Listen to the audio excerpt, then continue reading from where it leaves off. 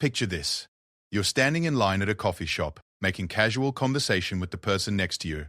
They're dressed in simple civilian clothes, nothing fancy, just another ordinary day. You crack a joke, maybe tease them a little, completely unaware that the quiet person beside you holds one of the most powerful positions in the military. What happens next will leave you questioning everything you thought you knew about assumptions, respect, and the extraordinary people walking among us every single day. Sometimes the most powerful lessons come from the moments when we realize how wrong we can be about someone. This is one of those stories that will make you think twice before you judge anyone based on first impressions. Because the woman in this story wasn't just anyone. She was someone whose rank and achievements would leave even the most confident person speechless. Get ready for a true story that proves you never really know who you're talking to, and why that matters more than you might think. Marcus Williams had always been the type of guy who could strike up a conversation with anyone.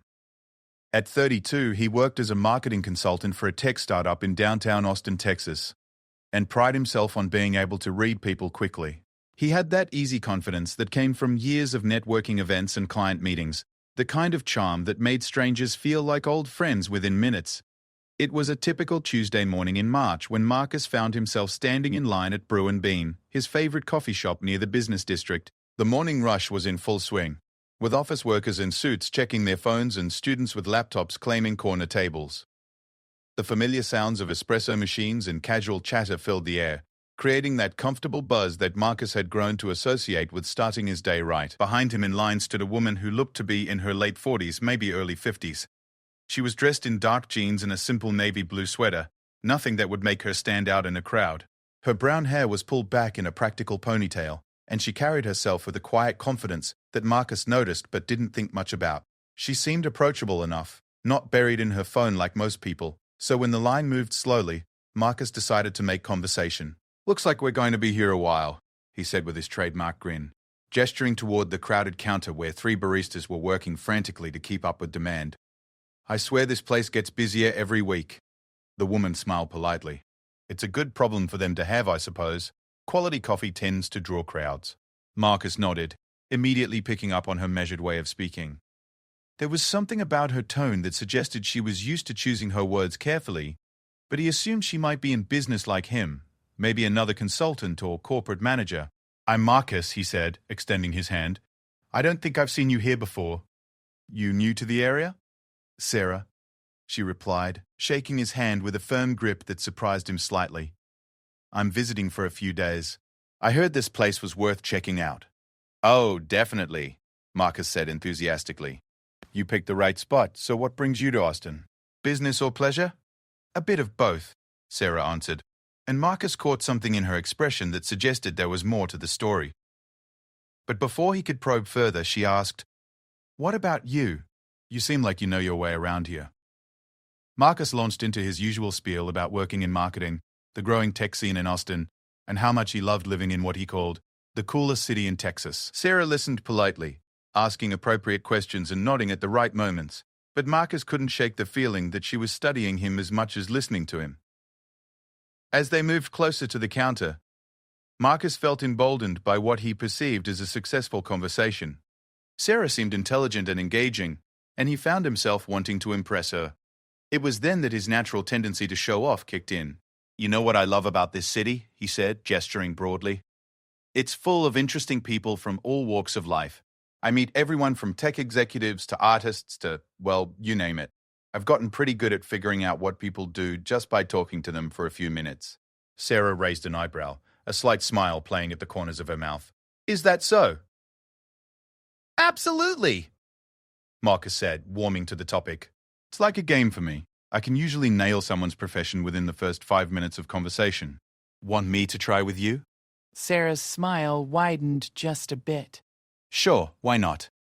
Marcus studied her for a moment, taking in her composed demeanor, the way she carried herself, a careful choice of words. "Okay, let me see. You're obviously educated, articulate, and you have that kind of authoritative presence that suggests management. I'm going to say you work in corporate America, maybe in finance or consulting. Senior manager level, possibly director." "Interesting assessment," Sarah said calmly.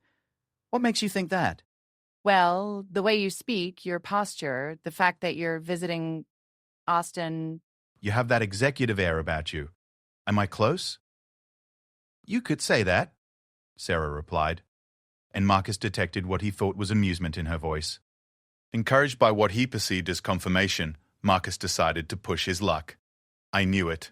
I'm really good at this. So what's your title exactly? VP of something?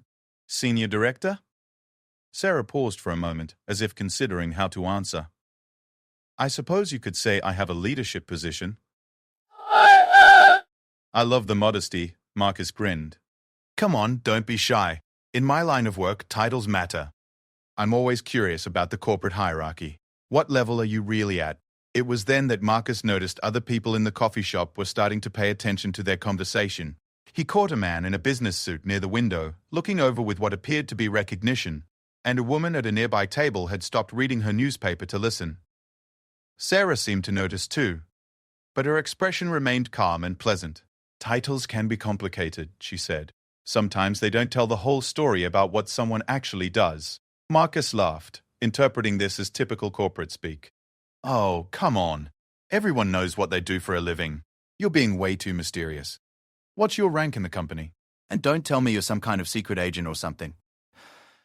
The moment the words left his mouth, Marcus realized that Sarah's entire demeanor had shifted slightly. It wasn't dramatic, but there was something in her eyes that made him suddenly feel like he might be missing something important. "Actually," Sarah said quietly, "you're not entirely wrong about the rank part." Before Marcus could ask what she meant, they reached the counter. The young barista looked up with a bright smile, but when her eyes landed on Sarah, her expression changed completely. The girl's face went pale, and she stammered slightly as she spoke. "Oh, good morning. What can I get started for you today?"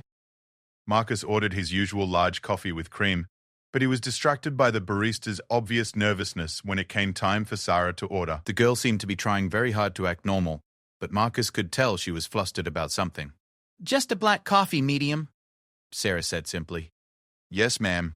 Right away, ma'am," the barista replied, and Marcus caught the unusual formality in her tone. Most coffee shop employees in Austin were pretty casual, but this girl was acting like she was serving royalty or something. As they moved to the pickup area to wait for their drinks, Marcus's curiosity was now fully piqued. "Do you know her?" he asked Sarah, nodding toward the barista. "Not personally," Sarah replied, "but sometimes people recognize me." "Recognize you? Are you famous or something?" "Not famous exactly, but my job does put me in the public eye occasionally." Marcus was about to press for more details when he heard his name called for his coffee. As he reached for his cup, he heard the barista call out, "Medium black coffee 4." And then she paused, looking uncertain. "Sarah is fine," Sarah said gently. But Marcus caught something else in the barista's expression. It looked almost like she was holding back from saying something else entirely. As they walked toward a small table near the window, Marcus's mind was racing. There was definitely more to Sarah than met the eye, and his marketing instincts were telling him he had seriously misjudged the situation. The way people were looking at her, the barista's reaction, the careful way she answered questions about her work, something wasn't adding up. "Okay, I have to ask." Marcus said as they sat down. "What exactly do you do? Because I'm starting to think I was way off base with the corporate executive thing." Sarah took a sip of her coffee and studied Marcus for a moment. "You seem like a nice person, Marcus. But you also seem like someone who makes a lot of assumptions about people." The comment stung a little, mostly because Marcus suspected it might be true. "I don't mean to assume anything negative. I'm just curious. You're being very mysterious about something that's usually a pretty straightforward question." "You're right," Sarah said. "It is usually straightforward, but sometimes the answer is more complicated than people expect." "Try me," Marcus challenged. "I think I can handle whatever corporate hierarchy you're part of." Sarah smiled, and for the first time since they'd started talking, Marcus detected something that looked like mischief in her expression. "Well, since you were so confident about reading people, and since you specifically asked about my rank," she paused, and Marcus found himself leaning forward slightly, suddenly very eager to hear what she was about to say. "I'm a 4-star general in the United States Army." For a moment, he was certain he had misheard her. A 4-star general? That was one of the highest ranks in the entire military. There were only a handful of 4-star generals in the entire army at any given time. And the woman he had been casually chatting with, the one he had assumed was some middle management corporate type, was telling him she was one of them? Marcus stared at Sarah, his mouth slightly open, completely speechless, for what felt like the first time in his adult life.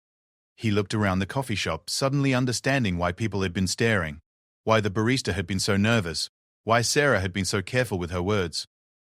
"You're serious," he finally managed to say. And it wasn't really a question. "Completely serious," Sarah confirmed, her expression now showing a mixture of amusement and something that might have been sympathy for his obvious shock.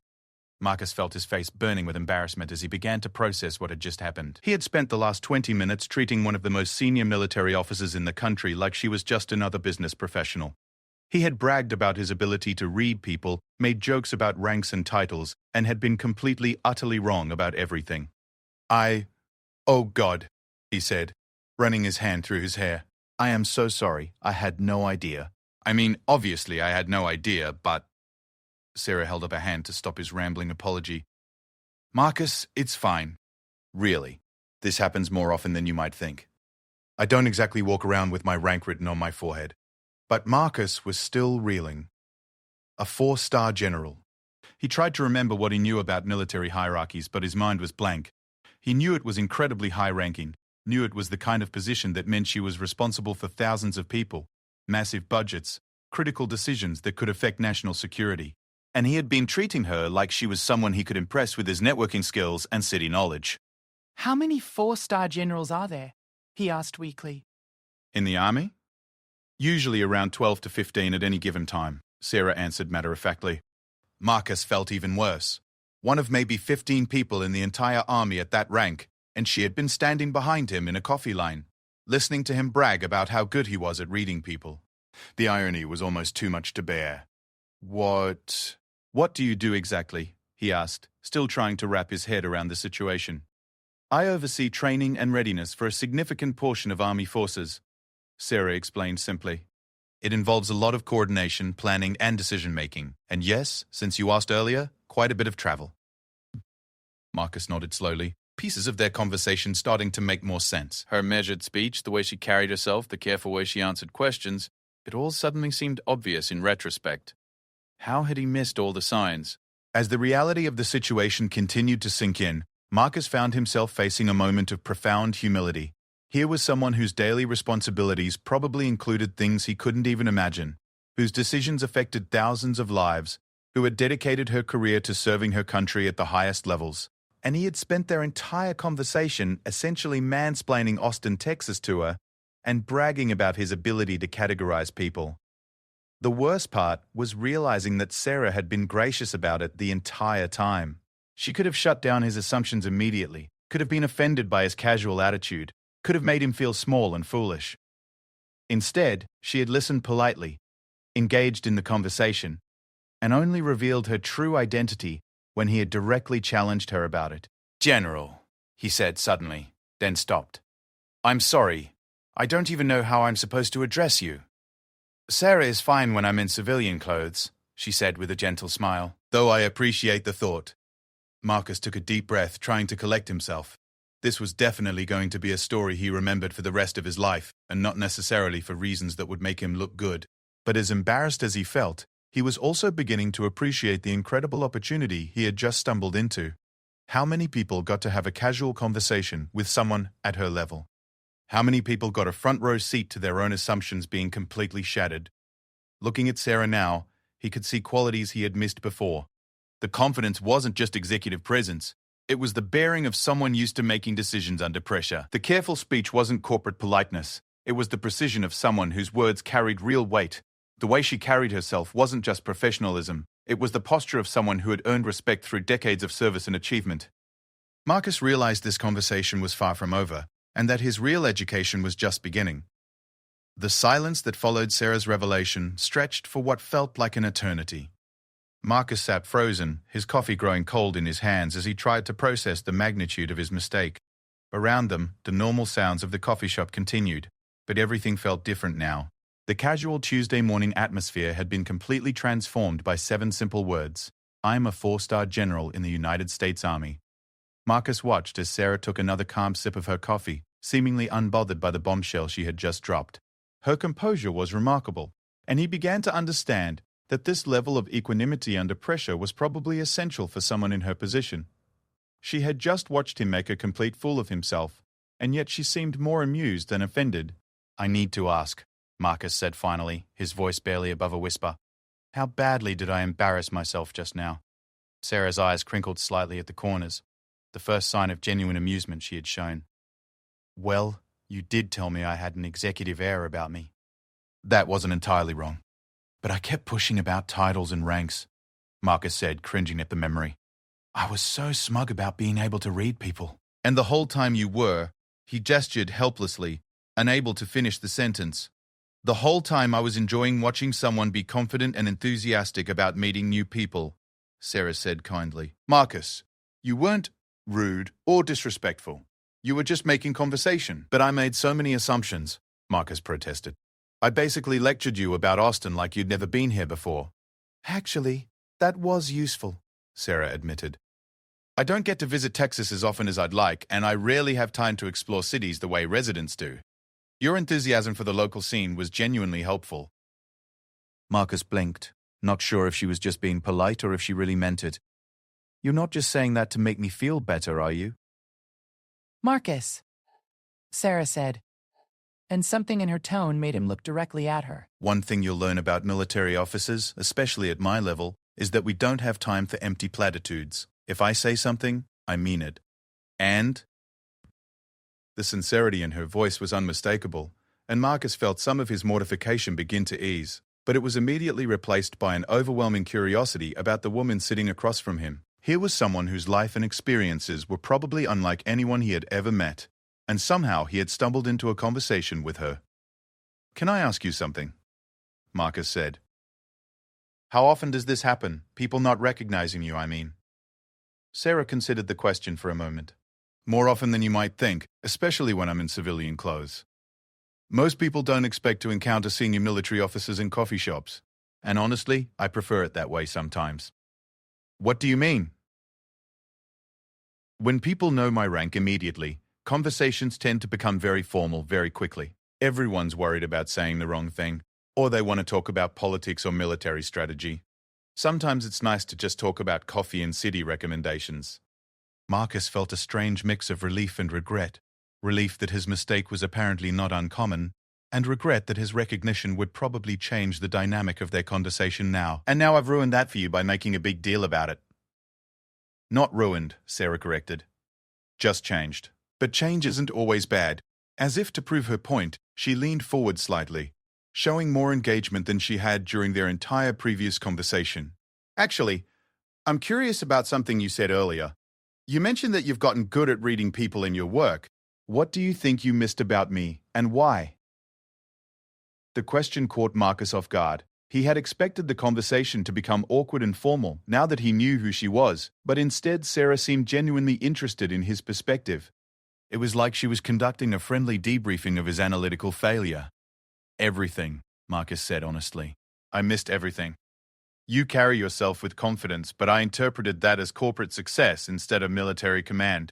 You speak carefully and precisely, but I thought that was just business training instead of, well, whatever kind of training generals get. Command and Staff College, mostly, Sarah said with a slight smile. Right? And you were asking thoughtful questions, really listening to what I was saying, but I thought you were just being polite instead of... He paused, trying to articulate what he was realizing. Instead of gathering information the way I've been trained to do, Sarah finished for him. Exactly. You were interviewing me, weren't you? I thought I was impressing you with my conversation skills, but you were actually learning about me. It's not interrogation, Sarah said, though her smile suggested Marcus wasn't entirely wrong.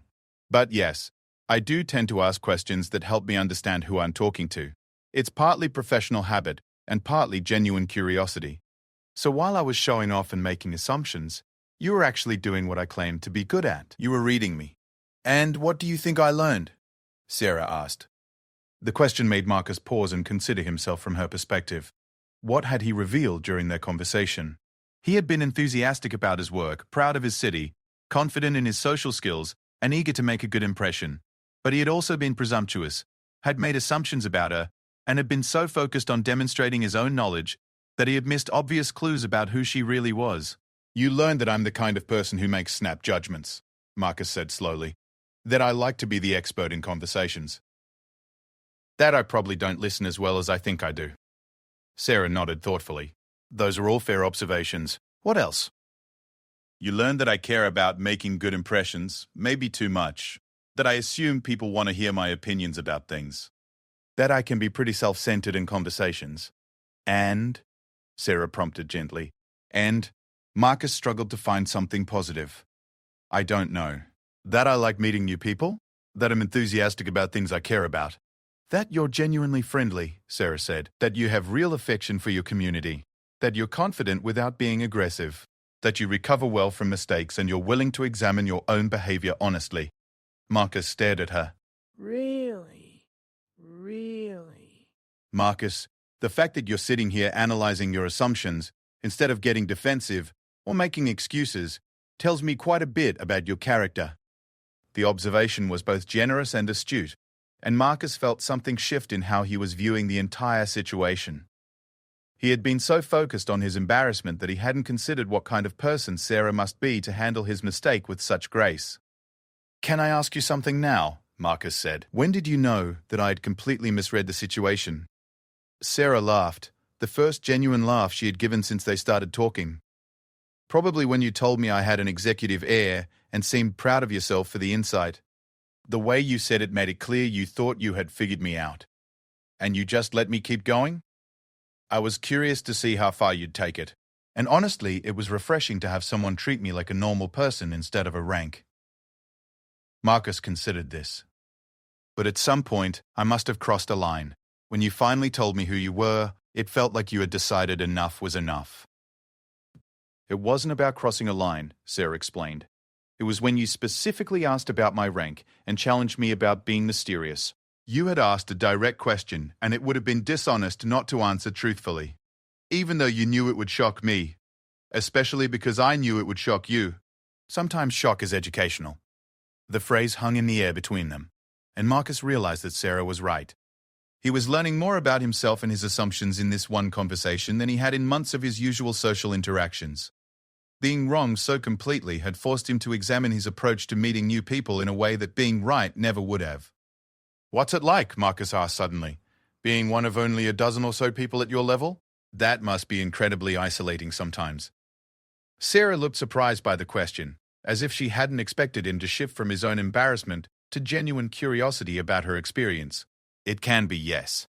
Most people either can't relate to the responsibilities or they're so intimidated by the rank that they can't see past it to the person. Is that why you didn't correct my assumptions right away? Because you wanted a conversation where someone saw you as a person first? Partly, Sarah admitted. But also because your assumptions weren't malicious. You weren't trying to diminish me or put me in my place. You were just wrong about what my place was. Marcus appreciated the distinction. Still, I feel like I should have picked up on more clues. Looking back, there were signs I completely missed, such as the way the barista reacted to you, the way other people in here were looking at you, the way you answered questions, always precise, never giving more information than necessary, the way you carry yourself. Those are good observations now, Sarah said. But you weren't looking for those things then. You were focused on making conversation and building rapport. Those are social skills, not intelligence-gathering skills. I guess I never thought about the difference. Most people don't have to. Most people aren't trained to notice details that might be strategically important. You are using the skills that work in your professional life, where the goal is connection and relationship building. I was unconsciously using skills from my professional life, where the goal is assessment and information gathering. The explanation made sense, and it helped Marcus understand why he had felt like they were having two different conversations. In a way, they had been. He had been trying to build a social connection, while she had been automatically evaluating him as a potential source of information about civilian perspectives or local knowledge. That's fascinating, Marcus said. Do you always analyze people that way, or can you turn it off? It's not really something you turn off, Sarah said. But it's not always as intensive as you might imagine. Most of the time, it's just background awareness. But when someone is actively engaging with me, asking questions, trying to impress me, yes, I tend to pay attention to what that tells me about them. And what did my trying to impress you tell you? That you're someone who values competence and wants to be seen as competent yourself. That you take pride in your knowledge and abilities. That you're socially confident but also genuinely interested in other people. that you probably work in a field where relationship building is important. Marcus was amazed by the accuracy of her assessment. You got all that from 20 minutes of conversation? You gave me a lot of information, Marcus. You told me about your work, your enthusiasm for Austin, your confidence in reading people.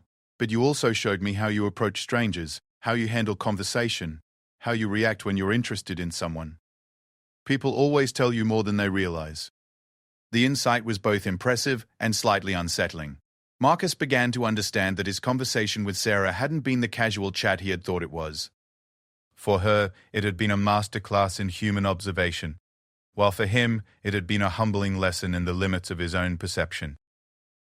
"I feel like I should be taking notes," Marcus said. "This is probably the most educational conversation I've had in years." "Education is rarely comfortable," Sarah observed, "but discomfort often leads to growth." As she spoke, Marcus noticed that more people in the coffee shop were glancing their way. Word seemed to be spreading quietly that there was someone important in their midst, and he could see phones being discreetly pulled out as people tried to decide whether it was appropriate to take pictures or approach for introductions. Sarah noticed too. "I should probably wrap this up soon," she said, not with regret, but with the practical acceptance of someone used to managing public appearances. "But I'm glad we had this conversation, Marcus. It's been genuinely interesting." "For me too," Marcus said, meaning it completely, "even if I did make a complete fool of myself." "You didn't make a fool of yourself," Sarah said firmly. "You made assumptions, which everyone does. The difference is what you do with the information when you realize your assumptions were wrong. So far, you're handling that very well." As Sarah began to gather her things, Marcus realized that this remarkable encounter was about to end. In the span of 30 minutes, he had gone from casual conversation to profound embarrassment to genuine education, and he wasn't ready for it to be over. But he also understood that someone at her level probably had a schedule that didn't allow for extended coffee shop chats with strangers. "General Sarah," he said, then paused. "I'm sorry, I still don't know your last name." "Sarah is fine," she repeated with a smile that suggested this might be intentional. "I just want to say thank you for being gracious about my assumptions, for not making me feel worse than I already did, and for turning what could have been a really embarrassing moment into something I'll actually treasure." "Thank you for being open to learning," Sarah replied, "and for reminding me that sometimes the best conversations happen when people don't know they need to be careful around you." As she stood to leave, Marcus found himself wishing he could somehow continue this conversation, learn more about her experiences, understand what it was really like to hold such a position of responsibility. But he also recognized that the brief glimpse he had been given was already more than most people ever got. "Will I see you around Austin again?" Marcus asked, though he suspected the answer. "Probably not anytime soon," Sarah said. "But Marcus, do me a favor. The next time you're confident you know what someone does for a living, maybe ask them directly instead of trying to figure it out yourself." Definitely, Marcus promised. "And maybe listen a little more and talk a little less." "That's good advice for anyone," Sarah agreed. As she turned to leave, Marcus called out one last question. "Can I ask what brought you to Austin? You said it was business and pleasure?" Sarah paused and looked back with that mischievous expression he had seen earlier. "I was visiting Fort Hood for an inspection and I had a few hours free. Someone recommended I try the coffee at Brew and Bean and explore the local scene." "Someone recommended it?" Marcus repeated, his mind racing. "A young soldier from Austin who was telling me how much she missed good coffee from home. She said the best way to understand a city was to talk to the locals about what they love about it." With that, Sarah gave him a final smile and walked toward the door. As Marcus watched her go, he realized that their entire conversation had been even more remarkable than he had thought. She hadn't just been passing time during a coffee break. She had been following a recommendation to connect with local people, and somehow he had provided exactly what she had been looking for, even while completely misunderstanding who she was. As the door closed behind her, Marcus sat back in his chair and stared at his now cold coffee. The morning had started like any other, but it was ending with a story he would tell for the rest of his life. More importantly, it was ending with insights about himself and his assumptions that would change how he approached every conversation going forward. He pulled out his phone and opened his notes app. If he was going to learn from this experience, he needed to capture the lessons while they were fresh. But as he started to type, he realized that the most important lesson couldn't be written down. It could only be lived. The understanding that every person you meet might be someone completely different from who you think they are. And that's what makes every conversation an opportunity for surprise and growth. 3 weeks after his encounter with Sarah, Marcus Williams found himself in the same coffee shop. But everything felt different. He stood in the familiar line at Brew and Bean, watching the same baristas work frantically to keep up with the morning rush, listening to the same sounds of espresso machines and casual chatter. But where he once saw opportunities to network and demonstrate his social skills, he now saw something else entirely. Reminders of how much he didn't know about the people around him. The woman in front of him was dressed in scrubs, obviously a medical professional. 3 weeks ago, Marcus would have immediately started a conversation, probably making assumptions about what kind of medical work she did, maybe even offering unsolicited opinions about the healthcare system in Austin. Today, he simply waited quietly, observing instead of preparing his opening line. When she dropped her wallet and he helped her pick up the scattered contents, he noticed a military ID among her credit cards, but instead of commenting on it, he simply smiled and handed everything back to her. "Thank you so much," she said, looking genuinely grateful for his help and his discretion. "No problem at all," Marcus replied, and left it at that. The change in his behavior wasn't just happening in coffee shops. Over the past 3 weeks, Marcus had found himself approaching every social interaction differently. At networking events, instead of launching into his usual routine of impressive conversation starters, he found himself asking genuine questions and actually listening to the answers. At client meetings, rather than trying to demonstrate his knowledge immediately, he spent more time understanding what people really needed before offering solutions. The results had been remarkable. His colleagues had started commenting on his improved listening skills. Clients seemed more responsive to his ideas, probably because he was taking time to understand their perspectives before presenting his own. Even his personal relationships had improved as he learned to be more curious about others and less focused on making impressions. But the most significant change was in how Marcus thought about the story of his encounter with General Sarah. Initially, he had been embarrassed by how completely wrong he had been about her. He had told a few close friends about it, framing it as a humorous tale of his own social blindness. But as time passed, he began to see it differently. The story wasn't really about his mistake. It was about her grace, and about the profound lesson that had emerged from their brief conversation. Marcus had done some research after their meeting, trying to learn more about 4-star generals and what their responsibilities actually entailed. What he discovered had made him even more amazed by Sarah's patience and kindness during their conversation. 4-star generals were responsible for major military commands, often overseeing tens of thousands of personnel and budgets in the billions of dollars. They advised the highest levels of government on military strategy and national security issues. They were, quite literally, some of the most powerful and influential people in the entire country. And one of them had spent 30 minutes in a coffee shop listening to a marketing consultant brag about his ability to read people without once making him feel small or foolish for his complete misunderstanding of who she was. The more Marcus learned about the weight of responsibility that came with her position, the more impressed he became with her decision to handle his assumptions with humor rather than correction, with curiosity rather than condescension. Marcus had also spent time thinking about what the encounter revealed about his own character and worldview. His assumptions about Sarah hadn't been malicious, but they had been limiting. He had seen a middle-aged woman in casual clothes and immediately categorized her within a narrow range of possibilities, all of which reflected his own limited experience and perspective. He had never considered that she might be someone whose daily reality was completely outside his frame of reference. The realization had led him to examine other assumptions he made regularly. How often did he look at someone and think he knew their story based on their appearance, their age, their clothing, their accent? How many interesting conversations had he missed because he had decided in advance what someone was likely to be like? How many people had he underestimated or overlooked because they didn't fit his expectations? It was during this period of self-reflection that Marcus received an unexpected email. The sender was listed simply as S. Martinez, and the subject line read, "Coffee Shop Conversation Follow-Up." Marcus's heart rate immediately increased as he opened the message. "Dear Marcus," it began. "I hope you don't mind that I tracked down your email address. I mentioned our conversation to a colleague who was curious about civilian perspectives on military service, and I realized I never got to ask you a question that's been on my mind since we met. Would you be interested in a brief phone call sometime this week? Best regards, Sarah."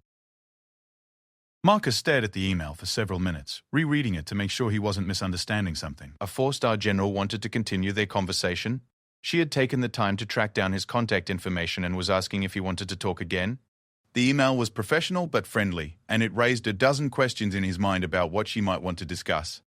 He responded immediately, trying to strike a balance between enthusiasm and professionalism. They scheduled a call for Thursday evening, and Marcus spent the intervening days wondering what kind of question she could possibly have for him. He also found himself nervous in a way that was completely different from his usual pre-meeting anxiety. This wasn't about making a good impression or closing a deal.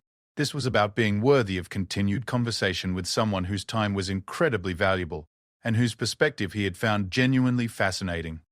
When Thursday evening arrived, Marcus found himself pacing around his apartment as he waited for the call. When his phone rang at exactly the agreed-upon time, he took a deep breath before answering. "Hello, this is Marcus." "Hello, Marcus. It's Sarah. Thank you for taking the time to talk with me." Hearing her voice again brought back all the details of their coffee shop conversation, and Marcus immediately felt more at ease. Despite everything he had learned about her position and responsibilities, she still sounded like the approachable person he had met 3 weeks ago. "Of course," Marcus said. "I was honored to get your email. What can I help you with?" "Well," Sarah said, and he could hear the slight smile in her voice. "I've been thinking about our conversation, particularly about your perspective on reading people and making connections. I'm curious about something from a civilian standpoint." Marcus waited for her to continue, genuinely having no idea where this might be heading. "In my position, I interact primarily with other military personnel, government officials, and defense contractors," Sarah explained. "Most of these people know who I am before we meet, and that knowledge affects how they communicate with me. They're either intimidated, overly deferential, or they're trying to impress me with their knowledge of military affairs." "That sounds exhausting," Marcus said honestly. "It can be, but what was refreshing about our conversation was that you treated me like a person first. Yes, you made assumptions about what I did for work, but you were genuinely interested in me as an individual. You asked about my experiences, you shared your own perspectives, and you were authentically yourself throughout our conversation." Marcus felt a warmth spreading through his chest at her words. "Thank you for saying that." Which brings me to my question, Sarah continued. "I've been asked to speak at a civilian leadership conference in Dallas next month. The audience will be primarily business executives, entrepreneurs, and community leaders. The topic is supposed to be leadership lessons from the military, but I'm concerned about creating the same dynamic I experience in most of my professional interactions." What do you mean? I'm worried that the moment I walk on stage in uniform, the audience will see the rank before they see the person. They'll either be so intimidated that they won't engage authentically, or they'll be so focused on military hierarchy and structure that they'll miss the human elements of leadership that transcend any particular organization. Marcus was beginning to understand where this was going. "And you're wondering how to connect with them the way we connected in the coffee shop?" "Exactly. You have experience reading civilian audiences, understanding what motivates business professionals, knowing how to build rapport with people in your field. I'm wondering if you have thoughts on how I might approach this presentation differently." The request was both flattering and daunting. Sarah was asking him to help her solve a communication challenge, to offer insights that might improve her effectiveness with civilian audiences. It was a level of professional respect that Marcus had never experienced before, and it came from someone whose opinion he had grown to value enormously. "I'd be happy to help," Marcus said. "Can you tell me more about what you usually talk about in these situations?" "Typically, I focus on military leadership principles, chain of command, mission clarity, accountability, decision-making under pressure. These are valuable concepts, but I think they sometimes get lost because civilian audiences can't relate to the military context." "I can see how that would be a problem," Marcus said, his mind already starting to work on the challenge. "What if, instead of starting with military leadership principles, you started with universal human challenges that every leader faces, regardless of their field? Such as Making decisions with incomplete information. Building trust with people who don't report to you directly. Managing your own emotions when everyone is looking to you for stability. Leading people who are smarter than you in their specific areas of expertise." Sarah was quiet for a moment, and Marcus could almost hear her thinking, "Those are all things I deal with regularly, but they're also things that any CEO or team leader would recognize." And once you've established that common ground, that shared experience of leadership challenges, then you can talk about how military training and structure help address those challenges. But you're starting from a place of shared humanity, rather than from a place of military authority. "That's a completely different approach from what I usually take," Sarah said thoughtfully. "Instead of leading with my credentials, I lead with common challenges." "Exactly. Let them see you as a person who has faced the same fundamental leadership struggles they have, who just happens to have approached those struggles from a military perspective."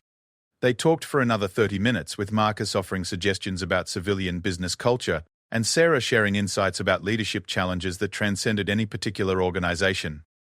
By the end of the call, they had outlined an approach to her presentation that focused on shared human experiences rather than military hierarchy. "Marcus," Sarah said as they were wrapping up, "this has been incredibly helpful. You've given me a completely new framework for thinking about civilian engagement. I'm glad I could help."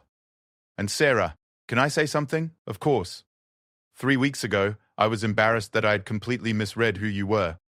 But talking to you now, I realized that the best part of our coffee shop conversation wasn't that I was wrong about your job. It was that we both approached each other as people first. You didn't lead with your rank, and I didn't lead with my assumptions about what that rank meant. We just talked." "That's a beautiful way to put it," Sarah said. "And it's exactly what I want to recreate in Dallas." After they hung up, Marcus sat in his apartment feeling a profound sense of satisfaction. Not because he had helped someone important, though that was certainly meaningful, but because he had been able to offer something valuable based on his own authentic experience and perspective. He hadn't tried to impress Sarah with his knowledge of military affairs or his understanding of leadership theory. He had simply shared his genuine insights about civilian communication and business culture. The experience reinforced everything he had learned from their original encounter. The most meaningful connections happened when people approached each other as individuals first, when they were curious about each other's perspectives, rather than trying to demonstrate their own knowledge, when they listened more than they talked. A month later, Marcus received another email from Sarah. This one was much shorter. "Marcus, the presentation in Dallas went wonderfully. Your advice about starting with shared challenges rather than military credentials made all the difference." The audience was engaged, asked thoughtful questions, and several people commented afterward that they had never thought about military leadership in such relatable terms. "Thank you for helping me see civilian engagement from a different perspective. I hope our paths cross again someday. Best regards, Sarah." Reading the email, Marcus felt a sense of completion that had nothing to do with professional accomplishment and everything to do with personal growth. He had gone from embarrassing himself with his assumptions to being trusted with professional advice, from demonstrating his social skills to genuinely learning from someone whose experience was vastly different from his own. But perhaps most importantly, he had learned to value the conversations where he was surprised, challenged, and proven wrong. Those were the conversations that taught him something new about himself and the world around him. Those were the conversations that reminded him how much he still had to learn about the remarkable people who might be standing right next to him, waiting in line for coffee, looking like ordinary civilians while carrying extraordinary responsibilities and stories. Marcus never saw Sarah again, but he thought about their conversations regularly. Every time he met someone new, every time he was tempted to make quick assumptions about who they might be, he remembered the moment when a 4-star general had told him her rank, and his entire worldview had shifted in an instant. He remembered her grace, her curiosity, her willingness to engage authentically with a stranger who had completely misjudged her. And he remembered the most important lesson of all, that the most interesting people are often the ones who surprise you, and the most meaningful conversations are the ones where you walk away knowing less about yourself and more about the vast complexity of the human experience. Sometimes the greatest gift someone can give you is the opportunity to be completely wrong about them, because being wrong opens up possibilities for learning that being right never can.